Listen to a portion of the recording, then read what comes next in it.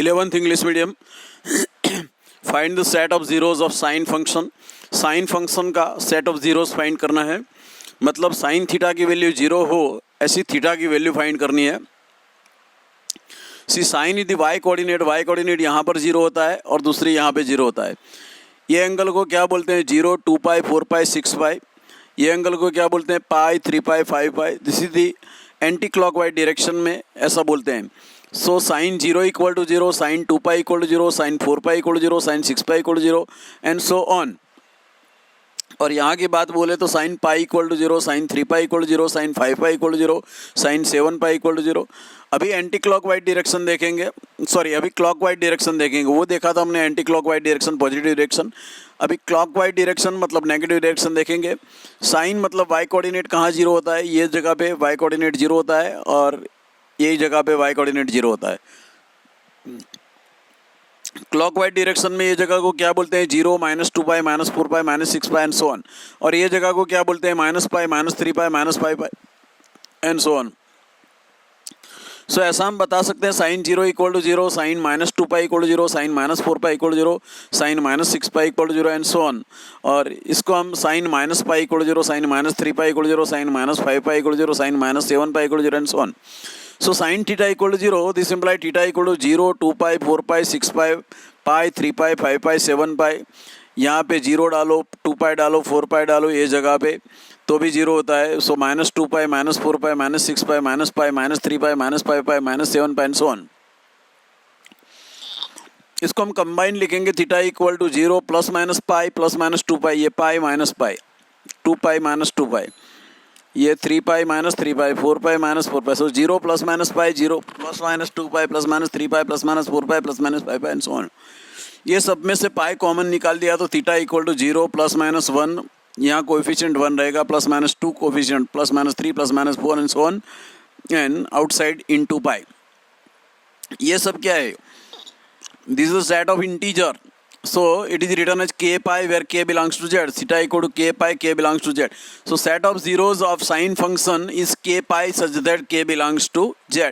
ऐसी थीटा की value k pi is not only one value, it's a not only two value है, तो बहुत सारी वैल्यू है जिससे साइन फंक्शन जीरो होता है. Sine k pi equal to 0. ऐसे हम find the set of zeros of cos function. Cos function के सेट ऑफ जीरोज फाइंड करेंगे. कॉस मतलब एक्स कोऑर्डिनेट यहाँ पर जीरो होता है और यहाँ पर जीरो होता है. एंटी क्लॉकवाइज डायरेक्शन में देखेंगे, ये जगह को π/2, 5π/2, 9π/2 एंड सो ऑन बोलेंगे, और ये जगह को 3π/2, 7π/2, 11π/2 एंड सो ऑन बोलेंगे. So cos π/2 is 0, cos 5π/2 is 0, यहाँ से लिखेंगे cos 9π/2 equal 0 and so on. और यहाँ वाला लिखेंगे cos 3π/2 equal 0, cos 7π/2 equal 0, cos 11π/2 equal 0 and so on. और नेगेटिव डायरेक्शन मतलब क्लॉकवाइज डायरेक्शन में देखेंगे तो यहाँ पे cos फंक्शन जीरो होता है, cos माना एक्स कोऑर्डिनेट, और यहाँ पे जीरो होता है. ये जगह को नेगेटिव डायरेक्शन में -π/2, -5π/2, -9π/2 बोलेंगे, और नेगेटिव डायरेक्शन में ये जगह को -3π/2, -7π/2, -11π/2 ऐसा बोलेंगे. इसका मतलब ये हुआ cos of -π/2 equal 0, cos of -5π/2 equal 0, यहाँ से लिया cos of -9π/2 equal 0 and so on. cos of -3π/2 equal 0, यहाँ से लिया cos of -7π/2 equal 0, cos of -11π/2 equal 0 and so on. इसका मतलब ये हुआ cos theta equal 0, then theta equal to π/2, 5π/2, 9π/2 up to end 3π/2, 7π/2, 11π/2 up to end -π/2, -5π/2, -9π/2 up to end -3π/2, -7π/2, -11π/2 end up to. This imply theta equal to, ये दोनों को combine लिखे तो plus minus π/2 plus minus 5π/2 plus minus 9π/2 plus minus 3π/2 plus minus 7π/2 plus minus 11π/2 ऐसा लिख दिया. So theta equal to plus minus π/2 plus minus 3π/2 plus minus 5π/2 plus minus 7π/2 plus minus 9π/2 and so on. ये सब में से π/2 अगर मैंने कॉमन निकाल दिया ब्रैकेट ओवर इनटू π/2 तो plus minus 1 plus minus 3 plus minus 5 plus minus 7 plus minus 9 up टू. इसको हम ठीक से लिखेंगे, एक साइड पे पॉजिटिव नंबर एक साइड पे नेगेटिव नंबर, तो 1 3 5 7, यहाँ पे -1 -3 -5 -7 -9 up to end bracket over into π/2. तो ये सब क्या है? Even no, it is odd natural number, no odd integers. Negative भी है ना, so it is called odd integers. Odd integer को क्या बोलेंगे? इवन -1 या फिर इवन +1.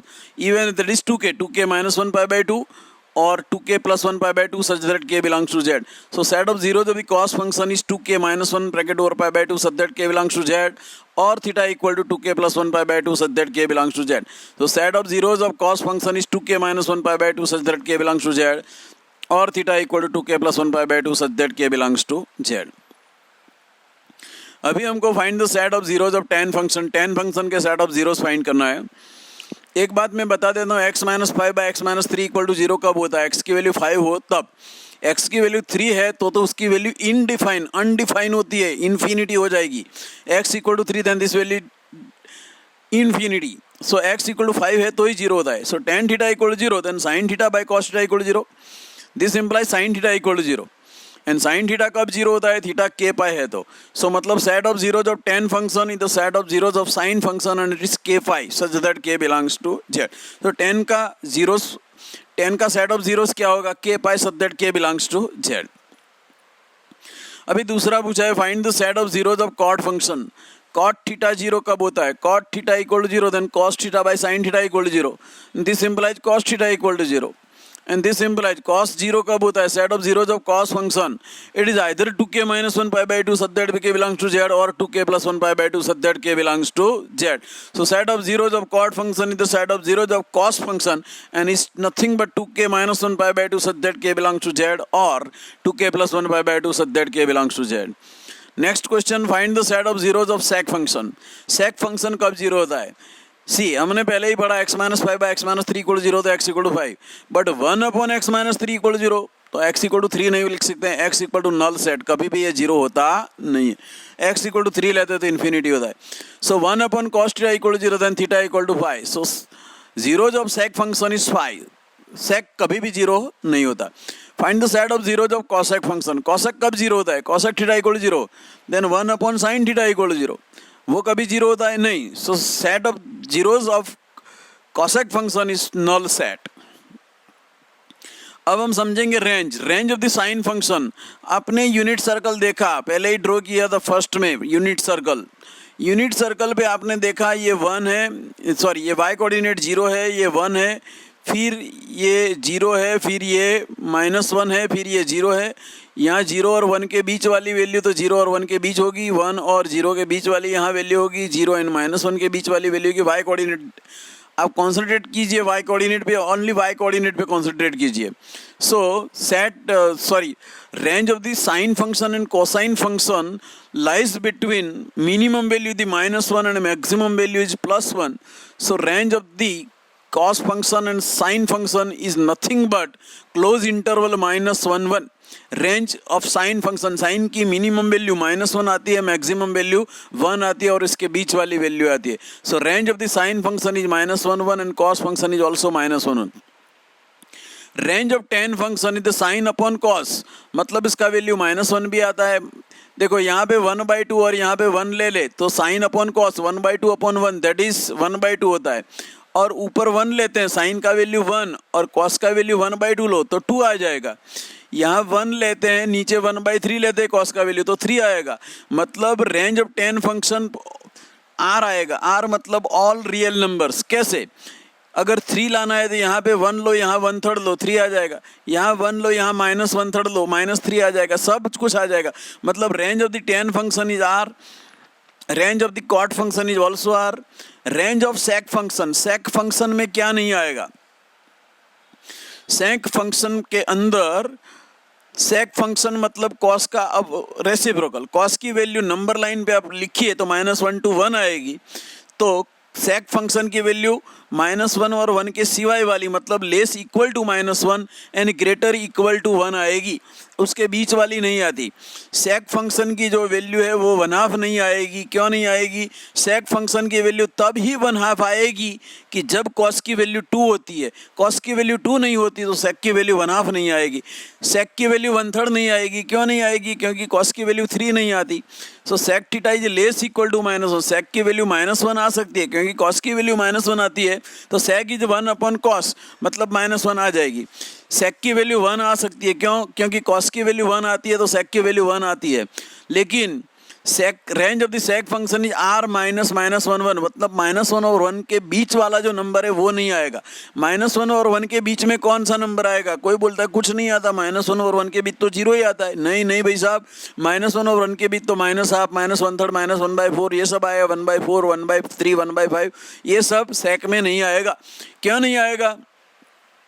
सेक में one by two, one by three, one by four नहीं आएगा, क्योंकि कॉस में टू थ्री फोर नहीं आता, इसीलिए। और जैसा सेक का होता है वैसा ही कॉसेक का होता है। सो सेक में R minus open interval minus one one, मतलब minus one one, minus one and one के बीच वाले नंबर नहीं आएंगे, आर में से वो निकाल दो। सेम जैसा सेक का होता है वैसा ही कॉसेक का होता है। कॉसेक फंक्शन ये less equal to minus one और उससे कम, और वन और उससे ज़्यादा वैल्यू आएगी। क्लियर? ये सब रेंज का मामला था। अभी find the general solution of sine x equal to A. Sine x equal to A का जनरल सॉल्यूशन फाइंड करना है। Sine x equal to A where A belongs to minus one one, क्योंकि sine के value उसके range जितनी ही आती है minus one one. Let A equal to sine alpha, A equal to sine alpha ले लिया मैंने। So sine x equal to sine alpha, okay, sin x minus sin alpha equal to 0. S minus s, what is the formula for s minus s? It is 2cs, 2 cos x plus alpha by 2 sin x minus alpha by 2 equal to 0. ये 2 तो 0 के नीचे जाएगा, खलास हो गया। अभी क्या बचा? cos x plus alpha by 2 and sin x minus alpha by 2 equal to 0. cos x plus alpha by 2 equal to 0, then x plus alpha by 2 is 2k plus 1 pi by 2 and x minus alpha by 2 is k pi.